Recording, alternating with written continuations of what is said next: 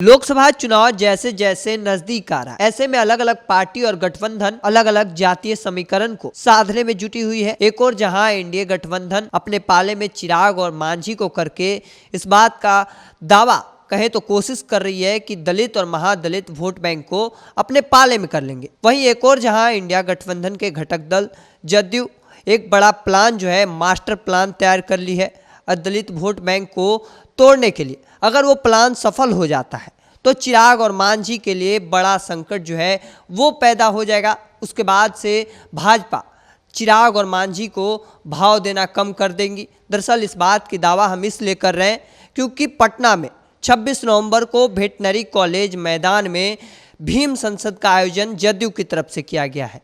दरअसल इसमें नीतीश कुमार के जो दलित और महादलित मंत्री हैं वो खुद ग्राउंड जीरो पर जाकर लोगों को आमंत्रित कर रहे हैं, बिहार के अलग अलग क्षेत्रों में दौरा कर रहे हैं और उन्हें इस बात को लेकर आगाह कर रहे हैं कि आगामी 26 नवंबर को पटना के वेटनरी कॉलेज मैदान में पहुंचे और वहां पहुंचकर सीधे नीतीश कुमार उन्हें संदेश देंगे। इस बात को लेकर संदेश देंगे कि जहां तक जातीय समीकरण की बात है, एक और जहां जातीय जनगणना हुई है, उसके बाद से उन्हें इस बात को लेकर जगाया जाएगा कि अब जिसकी जितनी हिस्सेदारी है उसकी उतनी भागीदारी दी जाएगी। एक और जहां अलग अलग दावे किए जा रहे हैं और एक और जहां नीतीश कुमार सभी वादों को पूरा कर रहे हैं और एक और जहां बड़ी संख्या में अगर वो लोग पहुंचते हैं पटना के वेटनरी कॉलेज मैदान में तो जिस वोट का दावा चिराग और मांझी करते हैं उसमें वो असफल हो जाएंगे। उसके लिए उन्हें बड़ा संकट जो है वो एनडीए गठबंधन में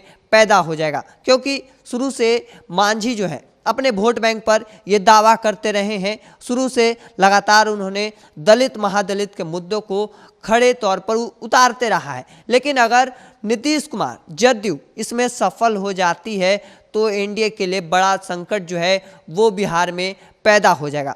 दरअसल जो अलग अलग जदयू के मंत्री हैं, चाहे वो अशोक चौधरी, रत्नेश सदा, तमाम जो बड़े मंत्री हैं वो खुद ग्राउंड स्तर पर जाकर लोगों से मुलाकात कर रहे हैं, उन्हें आमंत्रित कर रहे हैं पटना में आने के लिए। पटना के वेटनरी कॉलेज मैदान में भीम संसद रखा गया है।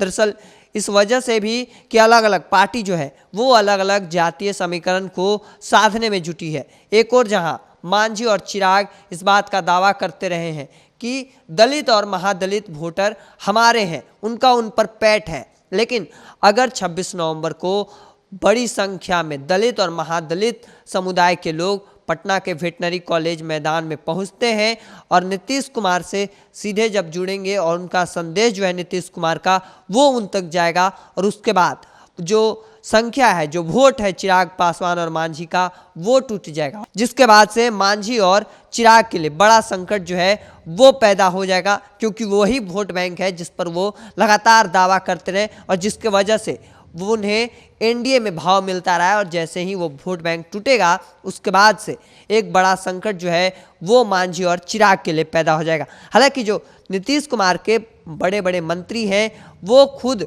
अलग अलग तरीके से लोगों को आमंत्रित कर रहे हैं, चाहे वो ग्राउंड स्तर पर हो, चाहे वो डिजिटल तरीका, हर एक तरह से जो लोग हैं वो कहीं ना कहीं दलित और महादलित समुदाय के लोगों को साधने की कोशिश कर रहे हैं, क्योंकि नीतीश कुमार ने मास्टर प्लान जो है वो तैयार कर लिया है। पटना में 26 नवंबर को एक बड़ा कार्यक्रम जो है वो किया जा रहा है और इसके माध्यम से दलित वोट बैंक को साधने की कोशिश की जाएगी। एक और जहां चिराग पासवान जो है वो शुरू से इस बात को लेकर दावा करते रहे हैं कि दलित महादलित वोट बैंक हमारे हैं, उस पर हमारा कब्जा है और यही बड़ी वजह है कि एनडीए भी उन्हें अपने पाले में लेकर यही बात सोच रही है कि दलित वोट बैंक पर हम एकजुट कर लेंगे। 2024 का चुनाव नज़दीक है और ऐसे में चिराग मांझी को साथ लेकर ये सोच रहे हैं। हालांकि एक और जहां नीतीश कुमार ने मास्टर प्लान तैयार किया है और वो प्लान अगर सफल हो जाता है तो चिराग और मांझी के लिए बड़ा संकट जो है वो पैदा हो जाएगा।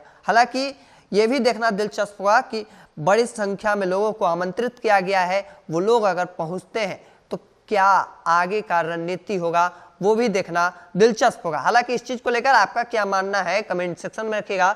ऐसे ही तमाम खबरों के लिए द इंडिया टॉप को सब्सक्राइब कर लीजिए। फेसबुक पर देख रहे हैं तो लाइक और शेयर कर दीजिए। धन्यवाद।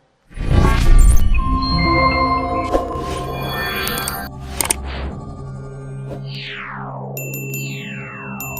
है।